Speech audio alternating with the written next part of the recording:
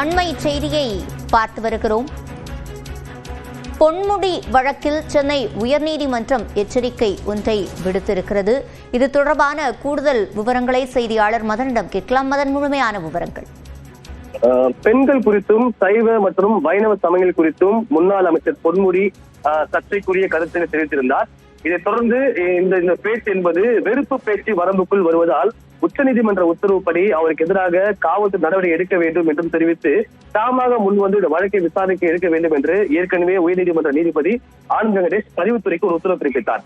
அதன்படி இந்த வழக்கானது நீதிபதி வேல்முருகன் முன்பு விசாரணைக்கு வந்தது. அப்ப தமிழக அரசின் தலைமை வழக்கை பொறுத்த வரைக்கும் பொன்முடியின் பேச்சு தொடர்பாக எந்த ஒரு நடவடிக்கையும் எடுக்கப்படாத நேரத்தில் தாமாக முன்வந்து இந்த வழக்கு விசாரணை எடுக்கப்பட்டது. அதன் பிறகு பொன்முடிக்கு எதிராக 3 காவல் நிலையங்களில் அளிக்கப்பட்ட புகார் மீது விசாரணை நடத்தப்பட்டது. ஆனால் அவருடைய பேச்சு வெறுப்பு பேச்சு வரம்பில் வராது என்று தெரிவித்து அந்த புகார்கள் முடித்து வைக்கப்பட்டதாக தெரிவித்தார். அதன் பிறகு தமிழகம் முழுவதும் 112 புகார்கள் அளிக்கப்பட்டது. அவற்றின் மீது புலன் விசாரணை தற்போது நிலுவையில் உள்ளது. 60 ஆண்டுகளுக்கு நடைபெற்ற நிகழ்ச்சியை தான் பொன்முடி குறிப்பிட்டு பேசினார் என்றும் அவர் விளக்கம் அளித்தார். இதைத் தொடர்ந்து முன்னாள் அமைச்சருக்கு எதிரான புகார்கள் மீது காவல்துறையினர் புலன் விசாரணை நடத்த தயங்கினால் இந்த வழக்கு விசாரணையை சிபிஐக்கு மாற்ற உத்தரவிடப்படும் என்றும் நீதிபதி எச்சரித்தார். அதே போல பேசுவதற்கு எவ்வளவு விஷயங்கள் இருக்கும் போது அமைச்சராக பதவி வகித்தவர் ஏன் இது போல் பேச வேண்டும் என்று கேள்வி எழுப்பினார்.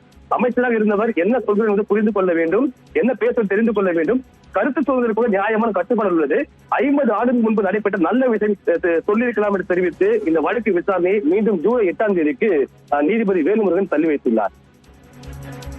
விவரங்களை வழங்கியமைக்கு நன்றி மதன்.